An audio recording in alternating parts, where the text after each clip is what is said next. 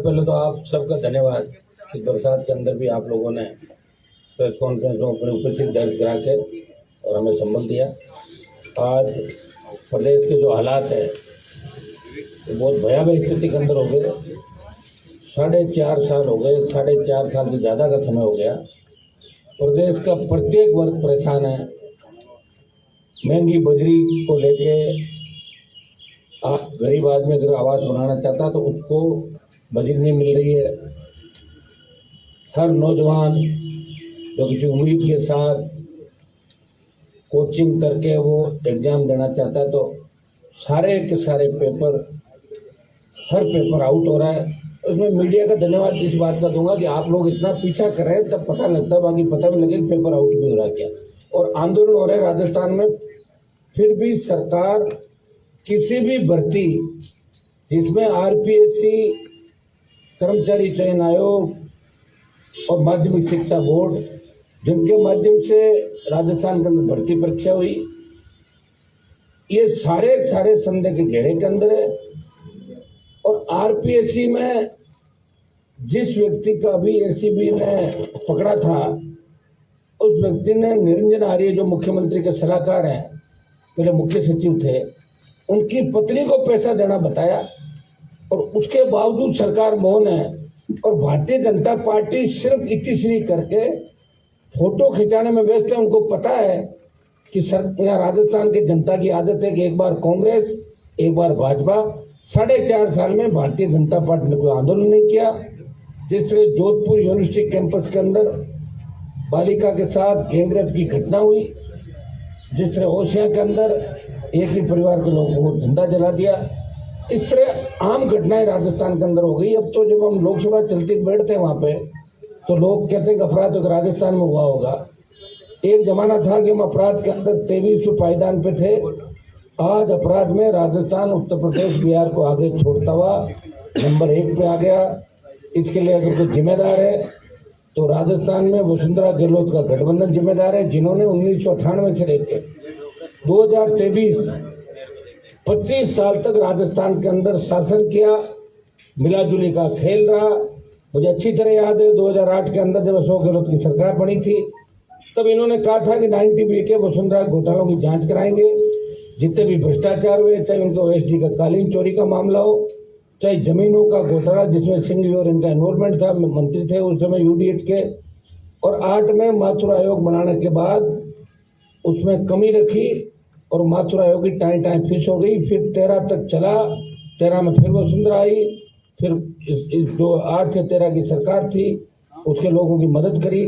और 18 में फिर अशोक गहलोत आए, जो आपकी एक पूरा बहुमत जिस सरकार को प्राप्त नहीं था, और फिर बड़ा राजनीतिक भ्रष्टाचार करके बीएसपी को तोड़ा, अन्य पार्टियों को तोड़ के लगातार 4.5 साल इन्होंने अपनी सत्ता बचाए रखी। उनके लिए ये आवश्यक था कि राजस्थान की सत्ता पे वो बैठे रहे, और पायलट के लिए ये जरूरी था कि वो सीएम कैसे बनाए, इसलिए वो इधर घूमते रहे। अशोक गहलोत सत्ता का ध्यान रखते रहे। विधायकों को, मंत्रियों को खुली छूट लूट की दे दी। उसका परिणाम ये हुआ कि पीएचडी मंत्री महेश जोशी, आपके जो चित्तौड़ के विधायक विदुड़ी, नावा के विधायक महेंद्र चौधरी, आपके 3-4 जो एक ये थे जिनका बच्चा पकड़ा गया करौली धौलपुर से, करौली सवाई माधोपुर से, जोरीलाल जी, मलिंगा, और ऐसे करीब 1 दर्जन नाम। और अभी कांग्रेस सरकार में पूर्व मंत्री रहे जिनको एसीबी ने ट्रैप किया। और कटारा की गिरफ्तारी हुई जब आरपीएससी के मेंबर की, तब कटारा की नियुक्ति जिसके कहने से हुई, देवाराम सैनी से लेके तमाम सीएमओ का आसपास के लोगों के तार जिस तरह भ्रष्टाचार से जुड़े मिले। और भारतीय जनता पार्टी की चुप्पी इस ओर इंगित करती है कि भाजपा कांग्रेस दोनों मिले हुए हैं। बजरी माफिया जो इधर कांग्रेस के नेताओं के साथ पार्टनरशिप के साथ बजरी का धंधा, गोरख धंधा कर रहा है, ये भारतीय जनता पार्टी के बड़े नेताओं के साथ दिल्ली में होटलों में दिखता है। और वो कहता है कि इस जेब में तो मेरे बीजेपी की टिकट है और इस जेब में कांग्रेस की टिकट है, मुझे क्या करना चाहिए। बजरी के खेल में कई हत्याएं राजस्थान के अंदर हुई।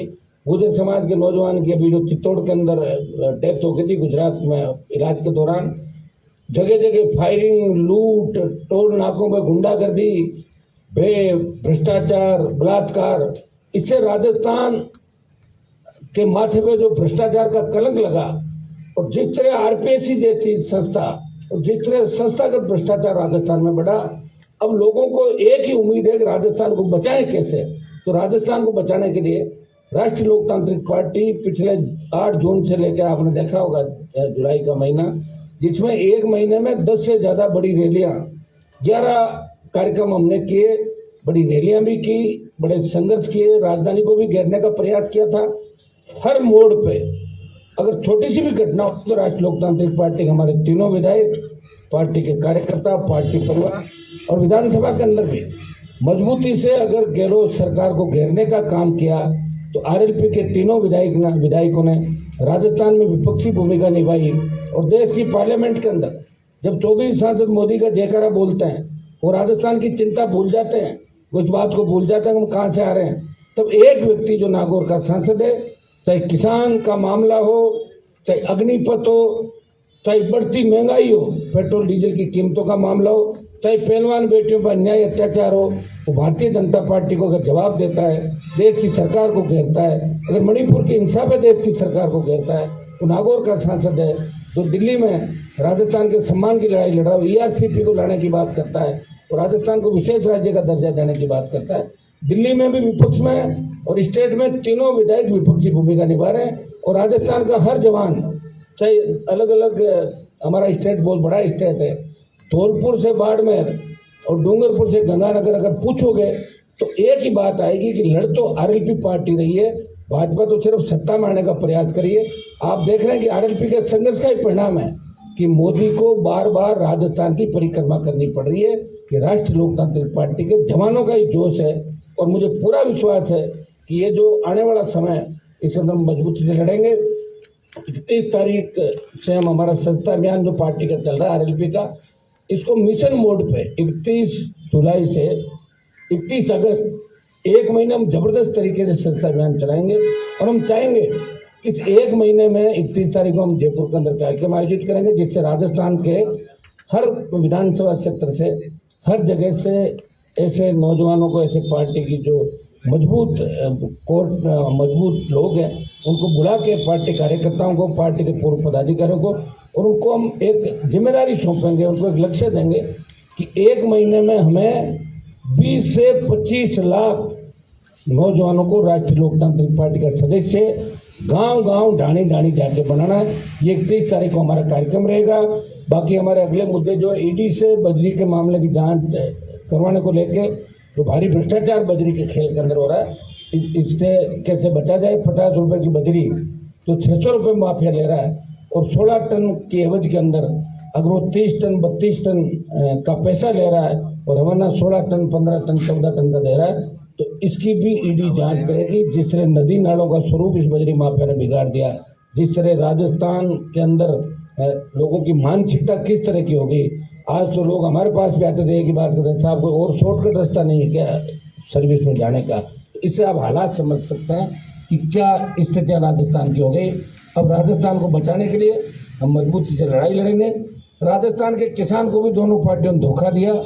बात अगर कांग्रेस की करें तो कर्ज माफी की बात करती, लेकिन अकेली स्टेट कर्ज माफ नहीं कर सकती पूरा, इसके लिए दिल्ली को भी आना पड़ेगा। केंद्र को भी स्टेट के साथ मिलकर राजस्थान के किसान का तमाम कर्जा माफ करना चाहिए। इसको लेकर भी राष्ट्रीय लोकतांत्रिक पार्टी मजबूती से कांग्रेस और भारतीय जनता पार्टी को उनका वादा याद दिलाएगी। जितने भी हमारे मामले हैं जिनको लेके हमारी पार्टी का गठन हुआ, टोल मुक्त राजस्थान, आपका फ्री बिजली, कानून का राज, बेमुक्त भ्रष्टाचार मुक्त राजस्थान, मजबूत लोकायुक्त, कर्ज मुक्त किसान, हर खेत को सिंचाई का पानी, ईआरसीपी और अन्य जो मामले हैं जिनको लेके हमने राष्ट्रीय लोकतांत्रिक पार्टी का गठन किया था, मुद्दों को लेके वो हमारे मुद्दे उसी तरह चलेंगे।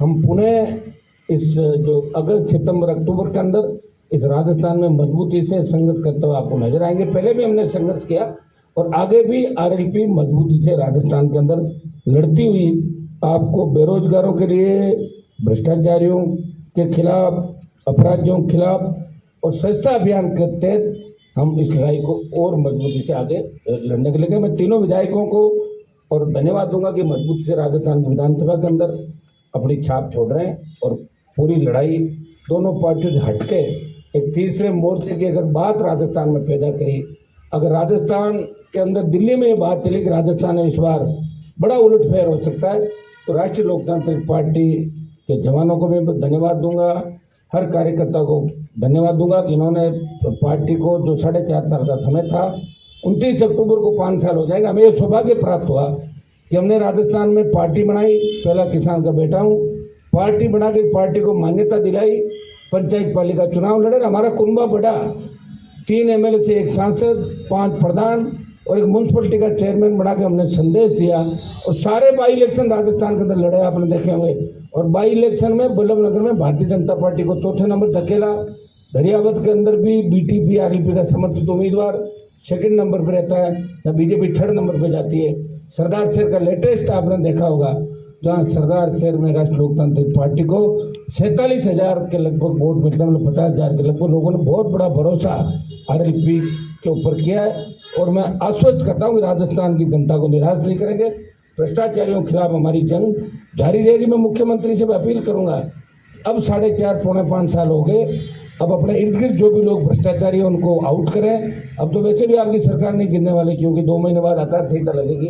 तो मुख्यमंत्री जी, आप 98 से 3 और 8 से 13 थे, इससे बिल्कुल कैसे बदल गए? खुली छूट आपने विधायकों को, मंत्रियों को इस तरह दे दी। और दूसरा जो ग्रुप था, मुख्यमंत्री खुद ही आरोप लगा रहे थे कि पायलट के साथ जो लोग गए थे वो भी पैसा लेके आ गए। आप देखिए इससे बड़ा क्या दुर्भाग्य होगा कि भ्रष्टाचार किसी ने किया राजस्थान के अंदर, भ्रष्टाचार बीजेपी ने भी किया, और अगर कांग्रेस ने किया, और कांग्रेस की जब सरकार गिर रही थी तो निश्चित रूप से कोई न कोई भ्रष्टाचार और भी करवा रहा था। तो सारी बातें राजस्थान की जनता के सामने। अब राजस्थान का नौजवान और जो नया मतदाता, जो लाखों की तादाद में देश में सबसे ज्यादा अगर मतदाता जुड़ा है नया 5 साल के अंदर, वो राजस्थान प्रदेश के अंदर जुड़ा है। राजस्थान का नया मतदाता इस बार बड़ा उलटफेर राजस्थान के अंदर करेगा। और ये जो एक भ्रामक प्रचार किया जा रहा है कि राजस्थान में तीसरे मोर्चे को स्थान नहीं, इस बार तीसरे मोर्चे का स्थान भी होगा। और कांग्रेस और भारतीय जनता पार्टी को पीछे धकेलते हुए इस बार शोषित पीड़ित तबका मिलके और नए राजस्थान का निर्माण करेगा।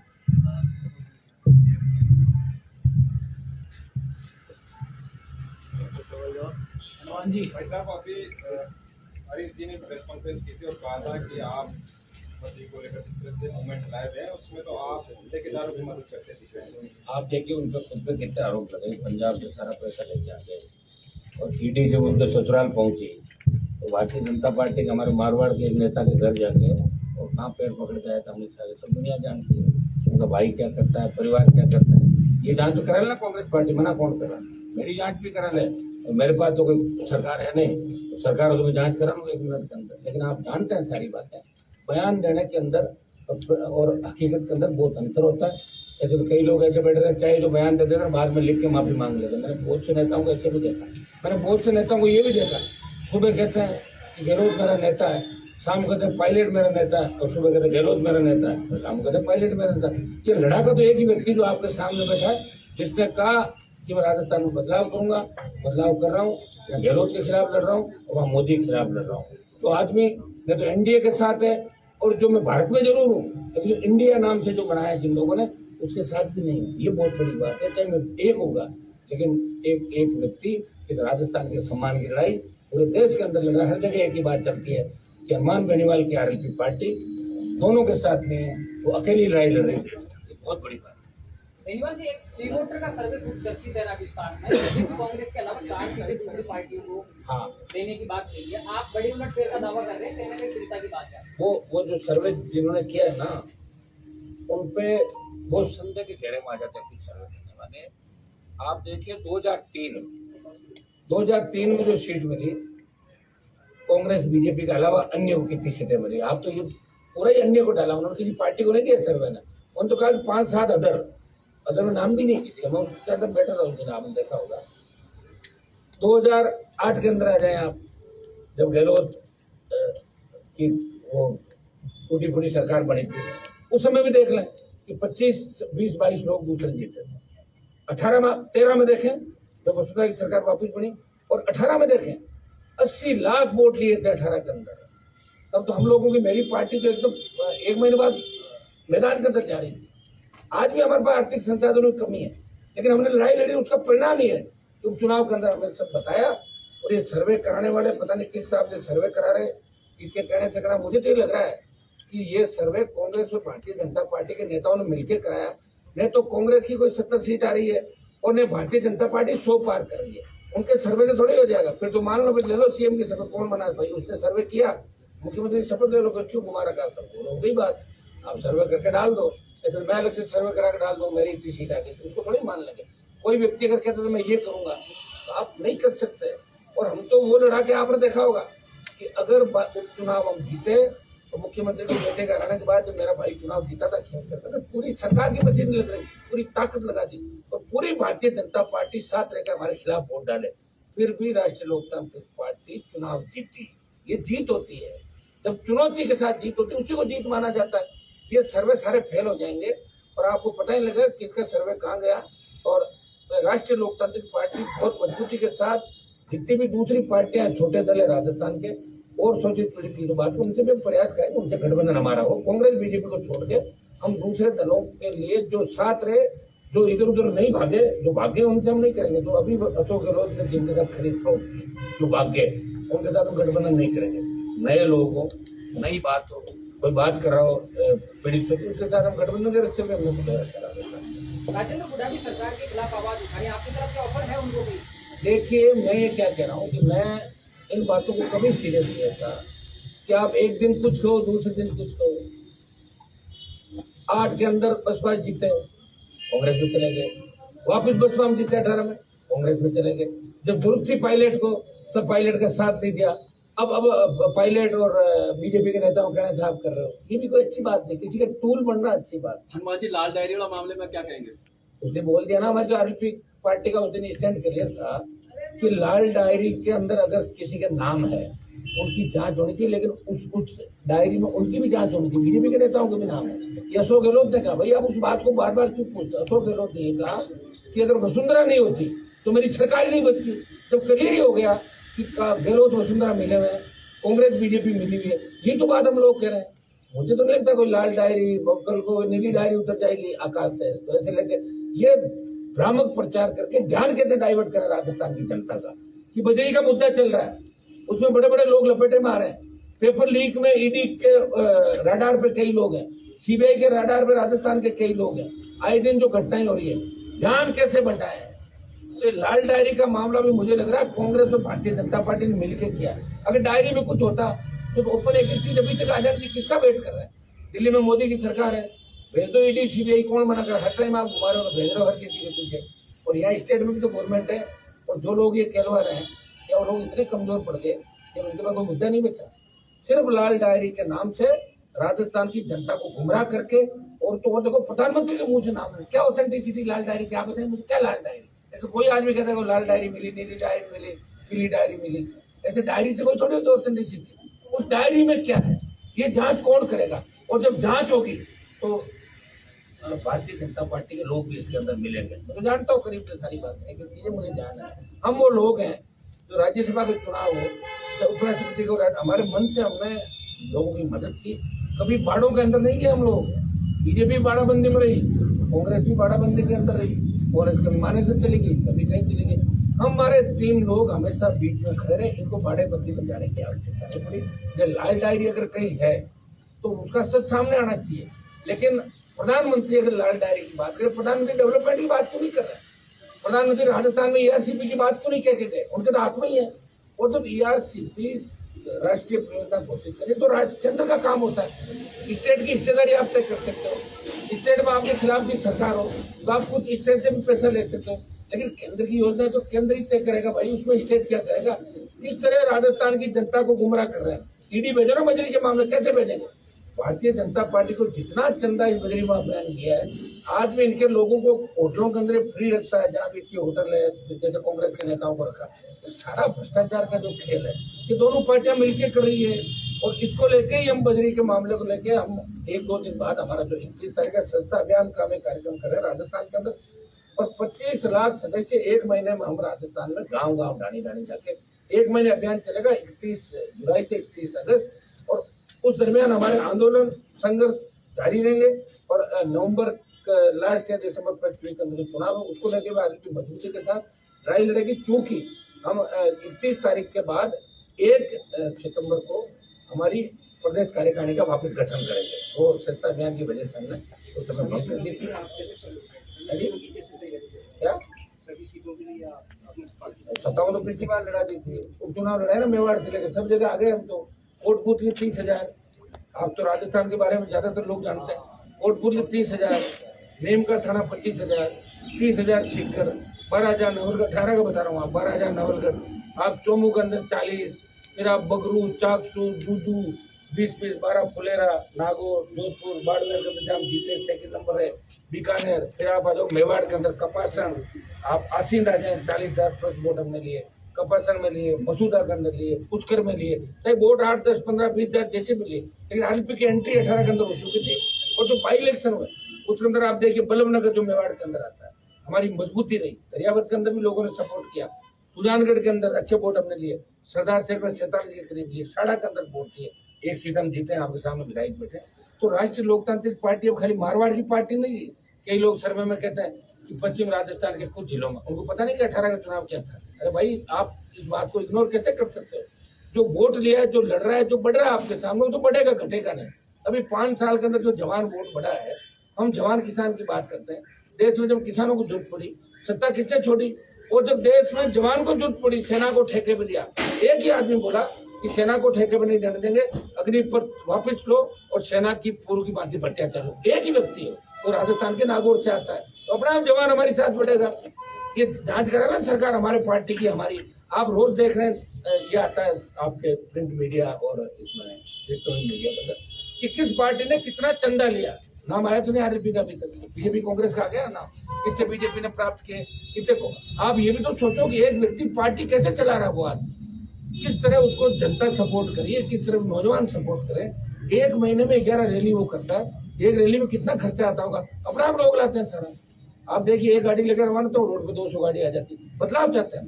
ये सही है कि कुछ इलाकों में हो सकता है। अभी मैं दावा कर दूं कि ट्राइबल में मैं बहुत मजबूत हूँ, वहां मैं मजबूत हूँ, लेकिन ट्राइबल की जो पार्टी मजबूत उसके साथ खड़ा रहूंगा मैं, वो मेरे साथ रहेगी। लेकिन तमाम राजस्थान के करीब करीब इलाकों का अंदर राष्ट्रीय लोकतांत्रिक पार्टी को लोग पहली पसंद के रूप में स्वीकार कर चुके हैं। ये सच है, और ये सच आपको नवंबर, आपको 15-20 दिन बाद सड़कों में सच दिखता हुआ नजर आएगा। आरएलपी राजस्थान का। राहुल गांधी आए 9 अगस्त को अपने बागवाड़ा, किस तरह देखते हैं आप उसको? अच्छी तरह देखते हैं। अब इनके काम ही रह गए, मोदी जहाँ जाए वहाँ राहुल जहाँ जाए। इनका काम एक मोदी जी का काम यह रह गया राहुल के बारे में मजाक उड़ाना, और उनका काम ये रह गया वो करना। आप देखिए, जो हम तो कह रहे हैं हम 200 भी लड़ेंगे, 200 पे सुनिए। लेकिन हमने ये भी कहा कि अगर गठबंधन होगा, कांग्रेस बीजेपी के अलावा जो दल है, जैसे ट्राइबल की पार्टी हो, जैसे आपकी कोई शोषित पीड़ित की पार्टी हो, कोई छोटा दल हो, अगर वो हमसे गठबंधन करेगा तो उनके साथ भी हम। अगर विधानसभा चुनाव के बाद में किसी कांग्रेस या बीजेपी ने किसी को भी समर्थन की जरूरत पड़ी तो क्या आप समर्थन देंगे? ना, हम लेंगे, खुद ही ले लेंगे। तो ऐसी पड़ गई ना, आ जाओ, वही होगा। हमको इसके लिए थोड़ी आए कि समर्थन देंगे लेंगे। तो मेरी तो उम्र बढ़ रही है भाई, 25 साल हो गए लड़ते लड़ते, ये काम थोड़ी करेंगे। अगर हमारी वजह से किसी की सरकार नहीं बनी तो या तो हम चुनाव में चले जाएंगे और ये समर्थन खुद ही ले लेंगे। मोदी जी की रैली की जगह पहले खरगाल थी, फिर सीकर करके गई। आपने कुछ ये तो बीजेपी के नेताओं को पूछो, आप वही बताएंगे, मुझे थोड़ी तय करी थी करना। बीजेपी और कांग्रेस से गठबंधन नहीं करने की बात तो आपने कह दी, हाँ। आम आदमी पार्टी से करेंगे क्या? बात कर लेंगे ना, मैं ये कह रहा हूँ, मैंने ये नहीं कहा करूंगा, लेकिन अगर गठबंधन होगा तो हम ये चाहेंगे कि गठबंधन, हमें राजस्थान में बदलाव करना। हम ये चाहेंगे कि हर नौजवान को, देखिए जब टिकट मांगने के लिए एक कॉन्स्टिट्यूंसी से 50,000 बच्चे घूम रहे हैं, कांग्रेस बीजेपी में लंबी लाइन लगा घूम रहे हैं। हम तो चाहते हैं कि नौजवान हमारे साथ जुड़े, उनको टिकट भी देंगे और वोट भी दिलाएंगे हर जगह। 10, 15, 20 हजार वोट हर कॉन्स्टिट्यूंसी में हमारा हो गया। यहाँ पर देखा होगा ज्यादा टिकट वितरण युवाओं को देंगे। हाँ, आप खुद विधानसभा का चुनाव लड़ रहे हैं? मैं विधानसभा का चुनाव लड़ूंगा, लेकिन जगह कौन सी होगी इसके लिए अभी तय कर लेंगे। अभी अगली जो प्रेस कॉन्फ्रेंस है उसमें आपको जगह बताएंगे। और जो राजस्थान में ज्यादा फड़फड़ाहट कर रहे हैं ना कांग्रेस बीजेपी का, इनको सबको घर बिठा दूंगा। कांग्रेस वाले बोले सितंबर से टिकट देना शुरू कर देंगे। मैं ये कह रहा हूँ, जो ज्यादा उछल कूद कर रहे हैं तमाम कांग्रेस के नेताओं को, वैसे कांग्रेस बीजेपी के अंदर 1.5 दर्जन से ज्यादा मंत्री और बड़े जो नेता पिछली बार मेरी मेहरबानी से राजस्थान की विधानसभा के अंदर पहुंचे थे। ये बात मैं इसलिए कर रहा हूँ आपको कि हमारे पास तैयारी नहीं थी। कहीं हम 15,000 वोट लेते, कहीं 20,000 लेते, फिर आप लोग ही कहते हैं कि तो वोट काटू मशीन होगी, बोलते हो ना आप लोग। तो हमने कहा छोड़ो यार, हमें क्या करना, हम तो जीत ले रहे हैं। हो गई मदद, किसी की मदद हो गई, किसी की हो गई। अब जो मदद के बाद ज्यादा उछल कूद कर रहा है, उनका ऑपरेशन कर देंगे, ऐसा ऑपरेशन कर देंगे कि बिना एक टैबलेट चल रही है वो 7-7, 8-8 टैबलेट खाएंगे, टाइम कर देंगे। ऐसे कितने नेता हैं? 5, 7, 10, 15 कर देंगे। पहले भी हमने किया, पहले भी बहुत से लोगों को जो उछल कूद करते थे उनको ठीक किया। अब सारे तो एक साथ नहीं होते भाई, तो राजस्थान की जनता जागरूक होकर वोट करे जब। अब लोग क्या करते हैं, भूल जाते हैं। कोई भ्रष्टाचारी 5 साल बाहर रह जाता है, फिर एकदम चाहते लोग उसे भ्रष्टाचार भूल के नया काम चालू कर देते हैं। लेकिन हम याद रखते हैं कि जो किसान विरोधी है, जो भ्रष्टाचारी अपराधी है, उनके साथ हम किसी तरह का मेल जोल और गठबंधन नहीं करते। ये आप सारी चीजें अच्छी तरीके से जानते हैं। छोटी मोटी पार्टी है, अभी हुआ बातचीत आप बातचीत चली रही, रोज ही होती है मेरे बात हो ही रही ना, बात हो ही रही है। लड़ते हुए हम आपको दिख रहे हैं। ये हमारे जो आंकड़े हैं बाई इलेक्शन के हिसाब अंदाज लगा सकते हो कि तीसरा मोर्चा कौन है राजस्थान में। इस राजस्थान की विधानसभा के अंदर तीसरा स्कोर किसका है? कांग्रेस, भाजपा, आरएलपी, उसके बाद बाकी नीचे। मतलब तीसरे नंबर पर मानते हो अपने आप को? अभी तीसरा मोर्चा कह रहे हैं ना, हम तो नंबर 1 करेंगे। ये चुनाव 18 का था, अब 23 के चुनाव के अंदर हम चलेंगे। 23 यही कांग्रेस पार्टी थी जिसने हम ये कह रहे हैं बार बार राज कैंप। तो भैया 2008 से 13 के अंदर 12 में 11 में जो मुफ्त दवा योजना चलाई थी, उसके बाद अशोक गहलोत की 21 सीट आई थी। आप ये नहीं सोचे कि राज कैंप चलाने से सारे वोट आपके हो गए। और बीजेपी इस गलतफहमी में नहीं रहे कि बीजेपी को सारे वोट डाल देंगे लोग। भाई इलेक्शन के अंदर बीजेपी की क्या स्थिति रही राजस्थान को नहीं देखी आप। ये स्थिति आने वाले समय में होगी। इनके पास चेहरा ही नहीं है, कोई बताओ, बिना चेहरे के चुनाव लड़ रही है। बार बार प्रधानमंत्री बुला रहे हैं, तो प्रधानमंत्री के चेहरे को भी अगर लोग इतना पसंद करते हैं तो कर्नाटक, हिमाचल के अंदर ये स्थिति भारतीय जनता पार्टी की नहीं होती। आजमा चुके हैं वहां पे, कोई फर्क नहीं पड़ता। लेकिन बार बार पीएम आ रहे हैं, राहुल गांधी यहाँ बार बार है, इसका मतलब समझो कि आरएलपी की ताकत बढ़ रही है राजस्थान के अंदर। आरएलपी से घबरा के कांग्रेस और भारतीय जनता पार्टी के बड़े नेताओं के अंदर खलबली मच गई। इसलिए बार बार उनको हर 10 दिन में परिक्रमा करनी पड़ रही राजस्थान की। और राजस्थान को तमाम लोक देवताओं के जयकारे बोलने पड़ रहे हैं, जिनके मैं बोल रहा हूँ। हर कोई नेता उसी से जयकारा सुनना पड़ता है। उन्होंने लगा कि जयकारे के साथ ही वोट आ जाएगा।